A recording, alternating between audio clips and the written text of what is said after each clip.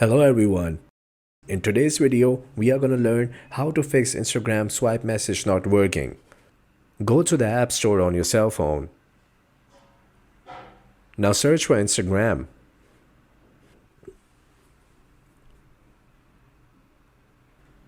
You need to make sure that your app is up to date. If not, update your app.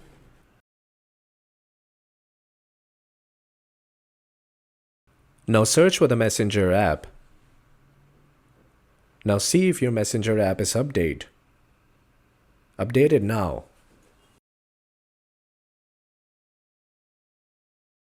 Now open the Instagram app. Tap on the profile link on the bottom right. Now tap on those three lines at the top right. Now go to Settings. Now tap on Help. You can report this problem to the Instagram. Explain briefly the problem that you're facing. This way, you can fix it. Easy, right?